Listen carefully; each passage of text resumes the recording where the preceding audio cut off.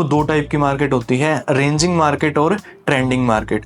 जब मार्केट एक रेंज के अंदर है, जब मार्केट सपोर्ट और रेजिस्टेंस के बीच में घूम रहा है, तो उस टाइम पे अपने को ट्रेड कैसे करना है। जब ट्रेंडिंग मार्केट है भाई, ऊपर जा रही है, सबको पता है ऊपर जा रही है, सभी बाय करेंगे। लेकिन जब रेंज के अंदर है, जब मार्केट एक रेंज के अंदर चल रहा है, तब अपने को कैसे ट्रेड करना है। तो सबसे पहले हमने देखा था भाई नॉन स्टॉप, देखो मार्केट नॉन स्टॉप फॉल कर रही है, नीचे आ रहा है, नीचे आ रहा है, नीचे आ रहा है, नीचे आया, यहां से मार्केट ने बाउंस बैक किया। फर्स्ट टाइम किसी को भी नहीं पता है मार्केट कहाँ नॉन स्टॉप नीचे गिरा है। तो जब मार्केट नॉन स्टॉप नीचे गिर रहा है तो किसी को भी नहीं पता है कि कहाँ से रिवर्स होगा। तो जैसे ही मार्केट नॉन स्टॉप गिरते गिरते जब मार्केट रिवर्सल लेता है, रिवर्सल लेके जब दोबारा इसी प्राइस पे आता है, जब दोबारा उसी सपोर्ट पे आता है जहां से लास्ट टाइम प्राइस उठा था, तो दोबारा उसी प्राइस पे आएगा, तो क्या हो सकता है, प्राइस वहीं से बाउंस बैक कर सकता है। लास्ट टाइम यहां से प्राइस ऊपर उठा था, तो इसको हम क्या बोल देंगे, इसको हम सपोर्ट जोन बोल देंगे, इसको हम डिमांड जोन बोल देंगे, इसको हम बाइंग का जोन बोल देंगे। तो जैसे ही प्राइस यहाँ पे आया, अब क्या होगा, अब प्राइस यहाँ पे आते ही अपना बाउंस बैक करेगा फिर से। क्या ये जरूरी है कि इसको सपोर्ट को भी तो ब्रेक कर सकता है? अपने को नहीं पता है ये सपोर्ट को ब्रेक करेगा या फिर यहाँ से रिवर्सल लेगा। हम किस चीज़ का वेट करते हैं, हम वेट करते हैं कि भाई दो टाइप के ट्रेडर होते हैं। देखो, एक तो होता है एग्रेसिव, भाई जैसे ही नॉन स्टॉप आ रहा है, जैसे ही सपोर्ट पे आया, उसने तुरंत बाय कर लिया। उसने नहीं देखा कि भाई बायर आए हैं, कंफर्मेशन हुई है, मार्केट ने रिवर्सल भी लिया है या नहीं लिया है, वो उस चीज़ का वेट ही नहीं कर रहे। वो डायरेक्ट यहाँ पे इसको सपोर्ट को टच करते ही तुरंत बाय करते हैं। तो ये तो हो गया अपना एग्रेसिव बायर। एक होता है जो टेक्निकल को देखता है, जो ये देखता है कि भाई अब मार्केट रिवर्सल ले चुकी है, तब वो एंट्री लेता है। ठीक है, तो अब यहाँ पे उसका उसका अपने को कैसे पता चलेगा कि भाई कंफर्मेशन आ चुकी है, मार्केट रिवर्सल ले चुकी है। अपने को कैसे पता चलेगा, अपने को कैंडलस्टिक पैटर्न से पता चलेगा। कैंडलस्टिक पैटर्न को हम एक एक को देखते चलेंगे। कैंडलस्टिक पैटर्न को हमें सपोर्ट और रेजिस्टेंस पे यूज करना है। आप डेली सिर्फ एक ही चीज़ देखनी है अपने को कि कैंडलस्टिक पैटर्न ओनली सपोर्ट और रेजिस्टेंस पे देखने हैं, इसके अलावा कहीं पे भी नहीं देखने हैं। ये चीज़ माइंड में रखना। ठीक है, अब हमने कल डोजी देखा था। अब मार्केट नॉन स्टॉप नीचे गिर रहा है और यहाँ पे आके एक डोजी कैंडल बना दी, यहाँ पे एक डोजी कैंडल बना दी सपोर्ट पे। तो ये किस चीज को शो करती है, प्राइस नीचे गिर रहा है, नीचे गिरा। अभी तक क्या था, नॉन स्टॉप सेलिंग प्रेशर था। अब नॉन स्टॉप सेलिंग प्रेशर आ रहा था अभी तक, और अब आके मार्केट सपोर्ट पे आके एक डोजी बना रहा है, सपोर्ट पे आके डोजी बना रहा है। अभी तक नॉन स्टॉप सेलिंग प्रेशर था। इसका मतलब क्या है कि जो लोग सेल कर रहे थे ना, हर प्राइस पे सेलर हर प्राइस पे सेल करने को तैयार थे, उन्होंने अब क्या कर दिया, उन्होंने अब सेल करना बंद कर दिया। उन्होंने अब पोज ले लिया कि भाई कहीं यार सपोर्ट पे आ चुकी है, यहाँ से बाउंस बैक ना जाए, यहाँ से ऊपर ना चली जाए। तो इस करके वो क्या कर रहे हैं, वो सेल करना बंद कर दिया उन्होंने। वो अभी कंफ्यूज हैं कि भाई सपोर्ट के ब्रेक होने के बाद में फिर सेल करेंगे। ठीक है, बायर अभी बाय नहीं कर रहे हैं। क्यों, उनको लग रहा है कि यार सपोर्ट पे है मार्केट, बायर अभी बाय नहीं कर रहे, अभी सपोर्ट पे है मार्केट, तो क्या पता सपोर्ट को ब्रेक कर दे। तो वो भी कंफ्यूज है यहाँ पे। तो सेलर भी कंफ्यूज है, बायर भी कंफ्यूज है। अगर सपोर्ट पे डोजी कैंडल बनती है तो अपने को वो डोजी कैंडल क्या शो कर रही है, वो डोजी कैंडल अपने को सपोर्ट पे कंफ्यूजन शो कर रही है। ठीक है, तो सपोर्ट पे डोजी कैंडल अपने को कंफ्यूजन शो कर रही है। अब कंफ्यूजन कब दूर होगा, कंफ्यूजन या तो नेक्स्ट कैंडल में, सेकंड कैंडल में, थर्ड कैंडल में या फोर्थ कैंडल में। जब भी एक बुलिश कैंडल आएगी तो मतलब कंफ्यूजन दूर हो चुका है, बायर आ चुके हैं। अगर एक बियरिश कैंडल बनेगी तो मतलब सपोर्ट को ब्रेक कर देगी मार्केट, तो सपोर्ट ब्रेक करेगी मतलब सेलर आ चुके हैं, फिर से कंफ्यूजन दूर हो चुका है। तो अपने को करना क्या है, यहाँ पे अपने को देखना है कि भाई मार्केट जैसे ही सपोर्ट पे डोजी के बाद में एक बुलिश कैंडल मिलती है अपने को, सपोर्ट पे डोजी के बाद एक बुलिश कैंडल मिलती है, तो वो क्या शो करती है कि भाई जो सेलिंग प्रेशर था ना, अब वो किस में कन्वर्ट हो चुका है, अब वो बाइंग प्रेशर में कन्वर्ट हो चुका है। सपोर्ट पे बायर ने एंट्री ले ली है, उन्होंने बाय करना स्टार्ट कर दिया है। अब यहाँ से अप ट्रेंड स्टार्ट हो सकता है। ठीक है, तो अब जैसे ही कंफ्यूजन दूर हुआ, कंफ्यूजन के बाद बायर आए, अब अपने को यहाँ पे हम किस चीज़ का वेट करेंगे, हम यहाँ पे वेट करेंगे कि बुलिश कैंडल बनेगी, तो कंफ्यूजन के बाद में बुलिश कैंडल बनी, मतलब बायर्स की एंट्री हो चुकी है। अब अपने को क्या करना है, अब अपने को बाय की एंट्री करनी है। हम एग्रेसिव नहीं है, हम बिल्कुल कंफर्मेशन के बाद एंट्री ले रहे हैं, मतलब बायर्स के आने के बाद एंट्री ले रहे हैं। तो जैसे ही इस कैंडल का हाई ब्रेक होगा, मतलब देखो डोजी के बाद एक बुलिश कैंडल बनी, बुलिश कैंडल जैसे ही अपनी सेकंड वाली कैंडल का हाई ब्रेक करेगी, अब इस हाई ब्रेक होते ही अपनी बाय की एंट्री होगी। यहाँ पे बाय की एंट्री होगी। स्टॉप लॉस क्या रहेगा, देखो पहले तो मैं आपको ये बताता हूँ कि स्टॉप लॉस होता क्या है।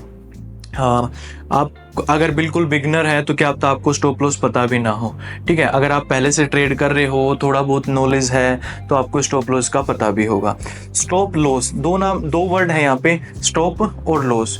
स्टॉप किसको करना है, लॉस को स्टॉप करना है। अब मान के चलो हम एक्सपेक्ट कर रहे थे कि भाई स्पोर्ट से मार्केट स्पोर्ट पे है और रेजिस्टेंस तक जाएगी, क्या ये कंफर्म है? अगर स्पोर्ट पे आगे तो रेजिस्टेंस तक ही जाएगी, बिल्कुल भी कंफर्म नहीं है। कल को क्या पता कोई भी नेगेटिव न्यूज़ आ जाए, किसी भी कंट्री का किसी के साथ वॉर स्टार्ट हो जाए, तो वो क्या होगा, डायरेक्ट मार्केट गैप डाउन खुलेगा, हम तुरंत गलत प्रूव हो जाएंगे। तो जैसे ही स्टॉप लॉस का मतलब क्या है, हम सोच रहे थे यहाँ से ऊपर जाएगा प्राइस, यहाँ से ऊपर ना जाके मार्केट रिवर्स हो गया, मार्केट ने सपोर्ट को ब्रेक कर दिया। तो स्टॉप लॉस का मतलब क्या है, जब हम गलत प्रूव हो जाते हैं, जब ट्रेड हमारे अगेंस्ट चला जाता है, तो अपने को लॉस को कहाँ पे बुक करना है, उस चीज को देखना है यहाँ पे, ठीक है। तो स्टॉप लॉस का मतलब क्या है, जब हम चाह रहे थे ऊपर जाएगा, ऊपर ना जाके मार्केट रिवर्स हो गया, मार्केट ने सपोर्ट को ब्रेक कर दिया, और सपोर्ट को ब्रेक करने के बाद क्या होगा, फॉल आएगा। तो हम क्या करेंगे, अपना स्टॉप लॉस यहीं पे काट देंगे, अपनी ट्रेड जो छोटा सा जो लॉस बुक होगा, उस लॉस को बुक कर लेंगे, हम लॉस को स्टॉप कर देंगे। हम कहाँ पे, स्पोर्ट के ब्रेक होते ही हम लॉस को बुक कर देंगे। जैसे मान के चलो हमने यहाँ पे 100 रुपये में कोई चीज़ बाय करी, कोई शेयर हमने 100 रुपये में बाय किया, हम चाह रहे थे कि भाई वो 150 तक जाएगा, ठीक है भाई। अपना डोजी के बाद ग्रीन कैंडल बनी, हमने 100 रुपये में बाय की एंट्री करी, ठीक है।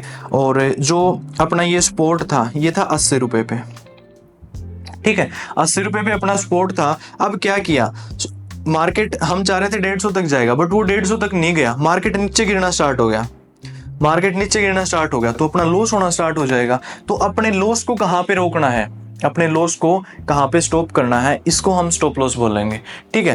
तो भाई जब हम गलत हो जाते हैं, तो अपने लॉस को बुक करना, मतलब अपने को भाई मार्केट सही है, मार्केट हमेशा सही होता है, मार्केट कभी भी गलत नहीं होता, हमारी गलती होती है हमेशा, ठीक है।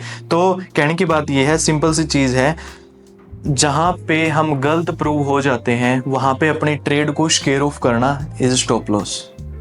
हमें कंफर्म हो चुका है कि भाई स्पोर्ट ब्रेक होगा तो मार्केट नीचे जाएगा, तो स्पोर्ट ब्रेक होते ही हमें क्या करना चाहिए, अपने लॉस को बुक करना चाहिए, अपने जो ट्रेड जो रिवर्स हुई है उस ट्रेड को स्केयर ऑफ कर देना चाहिए। यहाँ पे बाय की पोजीशन किस में कन्वर्ट करनी होती है, स्केयर ऑफ करने के लिए सेल में कन्वर्ट करनी होती है, ठीक है। तो स्टॉप लॉस समझ आया क्या चीज़ है, तो ये चीज़ स्टॉप लॉस है। थोड़ा सा नेक्स्ट पेज पे लेके चलता हूँ मैं आपको। यहाँ पे क्या है, मार्केट नॉन स्टॉप नीचे आ रहा है, दोबारा उसी प्राइस पे आया, यहाँ डोजी के बाद में एक बुलिश कैंडल बनाई, इस बुलिश कैंडल के हाई के ऊपर थर्ड कैंडल में अपनी बाय की एंट्री होगी, ठीक है।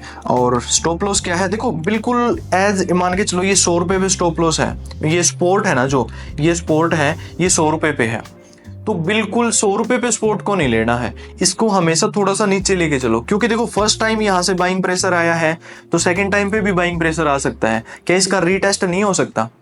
तो हमेशा जो स्टॉप लॉस लेके चलो वो कुछ पॉइंट नीचे लेके चलो। यहाँ पे हम 99 का स्टॉप लॉस ले लेंगे या 98 का स्टॉप लॉस ले लेंगे, ठीक है।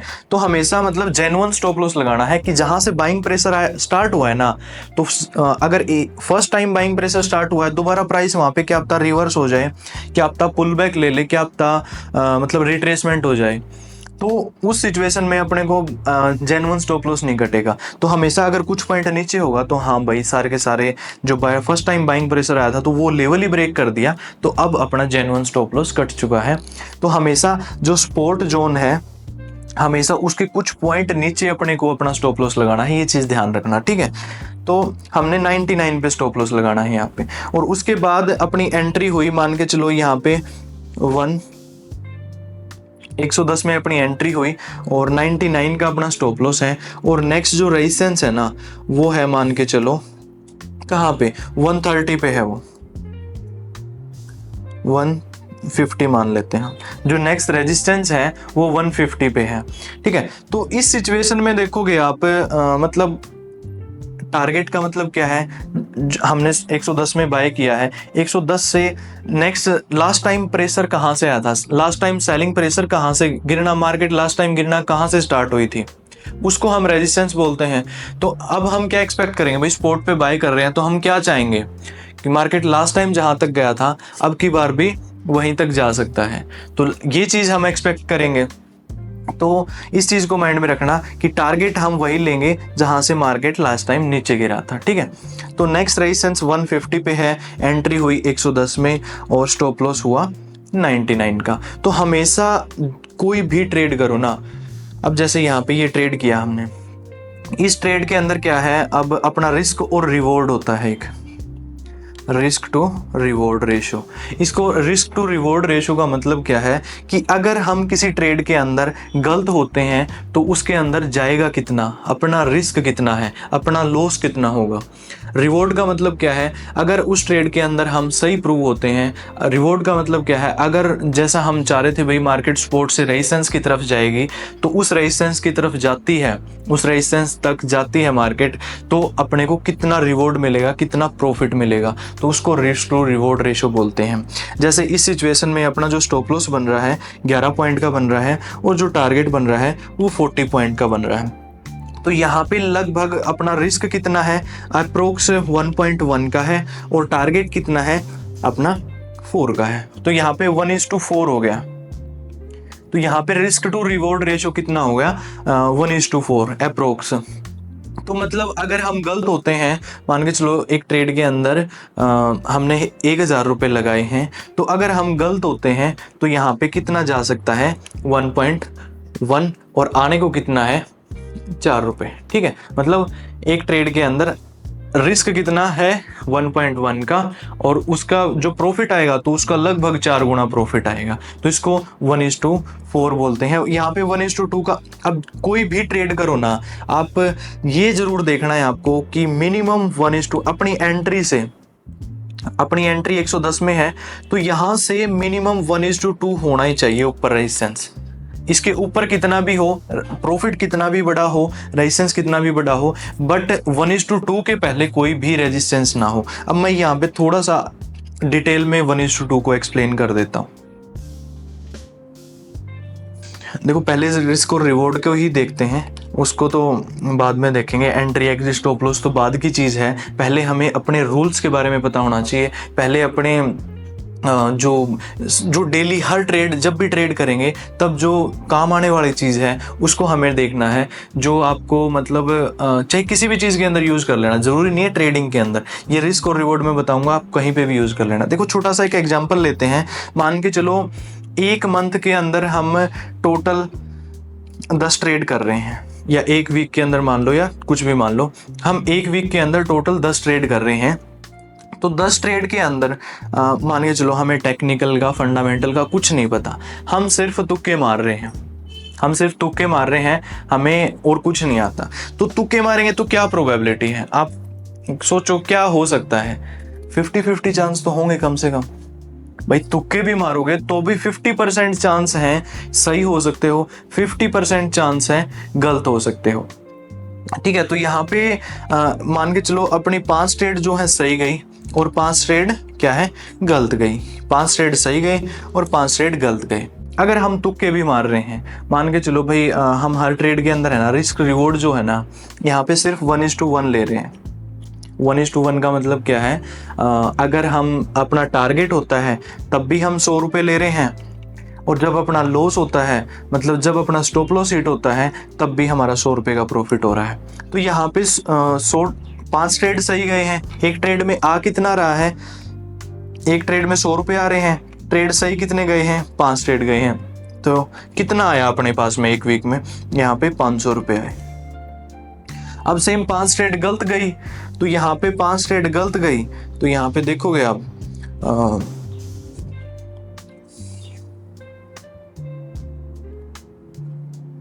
अब 5 ट्रेड गलत गए तो हर ट्रेड के अंदर कितना जा रहा है, 100 रुपये जा रहे हैं, और गलत कितनी हुई है ट्रेड, 5 ट्रेड गलत हुई हैं, तो गया कितना अपने पास से, टोटल 500 रुपये गया। तो अगर 1:1 लेके चल रहे हैं तो लास्ट में क्या बचा अपने पास में, ब्रेक इवन रहा, मतलब नो प्रॉफिट नो लॉस रहा, बस माइनस एक्सपेंस हुए अपने ब्रोकरेज और एटीसी लगा है अपना, मतलब हम माइनस में ही रहे थोड़ा बहुत। अब यहीं पे सेम सेटअप है अपना, हम सेम तुक्के ही मार रहे हैं मान के चलो, या फिर एक चीज़ ऐसी यूज़ कर रहे हैं, एक सेटअप ऐसा यूज़ कर रहे हैं, कोई इंडिकेटर यूज़ कर रहे हैं जिसकी एक्यूरेसी जो है 50% की है। तो उस पॉइंट पे हमें प्रॉफिटेबल होने के लिए क्या करना पड़ेगा, उस पॉइंट पे हमें रिस्क और जो रिस्क और रिवॉर्ड है ना, सिर्फ इसको 1:2 कर दो आप। भाई जो ट्रेड सही जा रही है उसमें तो आप 2 रुपये ले रहे हो, और जो गलत जा रही है उसमें 1 रुपया दे रहे हो, मतलब जो सही है उसके अंदर 200 रुपये आ रहे हैं और जो गलत है उसके अंदर 100 रुपये जा रहे हैं। तो सिंपल सा देखो यहाँ पे क्या हुआ, हम वही 5 ट्रेड कर रहे हैं, लेकिन यहाँ पे अब की बार जो सही हो रही है ना उसमें 200 रुपये का प्रॉफिट हो रहा है, और वही 5 ट्रेड अपनी सही गई हैं तो कितना प्रॉफिट हुआ, यहाँ पे 1000 रुपये प्रॉफिट हुआ। ठीक है, अब 5 ट्रेड गलत भी तो गई हैं अपनी, उनमें जा कितना रहा था, 100 जा रहा था, तो यहाँ पे कितना आया अपने पास में, सॉरी गया कितना, लॉस कितना हुआ अपना, 500 पॉइंट का लॉस हुआ। देखो इस सिचुएशन के अंदर क्या है, आपने रिस्क रिवॉर्ड को अगर 1:2 कर दिया ना, और सिर्फ आपकी 10 में से 5 ट्रेड सही जा रहे हैं, तो भी आप कितना प्रॉफिट में रही, यहाँ आपके 1000 रुपये आए हैं, यहाँ आपके 500 रुपये गए हैं, तो लास्ट में हम कितना प्लस में रहे, लास्ट में हम 500 रुपये प्लस में रहे। सिर्फ और सिर्फ क्या है, एक सिंपल एक रिस्क रिवॉर्ड को यूज करने से, एक रिस्क और रिवॉर्ड को यूज करने से क्या हुआ है कि हमें टेक्निकल फंडामेंटल तुक्के मार रहे हो फिर भी कुछ नहीं आता है, तुक्के मारे उसके बेस पे कैसे प्रॉफिटेबल हो गए, ये चीज़ आपको हर ट्रेड के अंदर यूज करनी है। चाहे आप कोई भी काम करो, कोई भी ट्रेड करो, ट्रेड लेने से पहले आपको सिर्फ किसके ऊपर फोकस रखना है, अपने रिस्क के ऊपर फोकस रखना है। ट्रेड लेने से पहले हमेशा ध्यान में ये आना चाहिए कि अगर मैं इस ट्रेड को ले रहा हूँ तो इसका रिजल्ट क्या होगा, अगर मैं गलत हुआ तो इसका रिजल्ट क्या होगा, अगर मैं सही हुआ तो कितना आने को है। अपना माइंडसेट क्या है, हम क्या सोचते हैं, हम क्या करते हैं कि यहाँ पे कोई स्टॉक है, अब ये नॉन स्टॉप मूव दे रहा है, अपने को बाई कहाँ पे करना चाहिए था, स्पॉट पे बाई करना चाहिए था, स्पॉट पे बाइंग बढ़नी थी, लेकिन हम क्या करते हैं, हम यहाँ पे ऊपर जा चुका, हाँ यार यहाँ पे 110 पे लेते हैं, ये 100 है, ठीक है, और ये 120 है, ठीक है, और मान के चलो 115 पे ले रहे हैं। अब यहाँ पे अपना स्टॉप लॉस बन रहा है 99 का स्टॉप लॉस। अब यहाँ पे ट्रेड ट्रिगर यहाँ पे हुआ भाई, डोजी के बाद ग्रीन कैंडल तो यहाँ पे बना है, तो अपनी ट्रेड जो ट्रिगर हुआ है वो यहाँ पे हुआ है। 110 में एंट्री लेनी थी हमें, बट हम ट्रेड कहाँ पे ले रहे हैं, हम ट्रेड ले रहे हैं 115 में। क्योंकि लग रहा है अपने को यार रेजिस्टेंस पे तो जाएगा, कम से कम 5 पॉइंट तो आएंगे, और लेकिन हम ये नहीं देखते कि यहाँ पे रिस्क कितना है। यहाँ पे अपना 16 पॉइंट का, अगर हम गलत हुए तो यहाँ से 16 पॉइंट जाएंगे अपने। ये चीज़ हम अपने को माइंड में लेके चलनी है कि जो मैं ट्रेड ले रहा हूँ अगर मैं गलत हुआ तो जाएगा कितना। माइंड में सिर्फ ये रहना चाहिए। कोई भी काम कर रहे हैं उसको स्टार्ट करने से पहले ये देखो कि अगर ये सही हुआ तो ठीक है, हमें पता है क्या होगा। अगर ये सही नहीं हुआ, अगर अपना स्टॉप लॉस हिट हुआ, अगर ये गलत हुआ, अगर हम कोई भी प्रोडक्ट सेल कर रहे हैं अगर वो प्रोडक्ट सेल नहीं हुआ तो उसका रिजल्ट क्या होगा, कितना रिस्क ले सकते हो आप। तो सिंपल सी चीज़ है, हर एक ट्रेड के अंदर जो भी ट्रेड करो, चाहे वो इक्विटी की हो, चाहे वो लॉन्ग टर्म की इन्वेस्टमेंट हो, चाहे वो इंट्राडे की निफ्टी, बैंक निफ्टी, कमोडिटी, कोई भी ट्रेड हो, हर ट्रेड के अंदर कैलकुलेटेड रिस्क होना चाहिए। आपको पता होना चाहिए कि जब आप ट्रेड ले रहे हो तो उसमें कितना लॉस हो सकता है, ठीक है। और लॉस कितना होना चाहिए, लॉस हमेशा प्रॉफिट का हाफ होना चाहिए। यहाँ से अगर 115 में एंट्री ले रहे हैं और 16 पॉइंट का स्टॉप लॉस है, अगर नेक्स्ट रेजिस्टेंस मतलब 32 पॉइंट ऊपर है तो ही ट्रेड को लो, नहीं तो इसको छोड़ दो। यहीं पे और ट्रेड मिल जाएगी, नेक्स्ट ट्रेड मिल जाएगी, नेक्स्ट स्टॉक मिल जाएगा।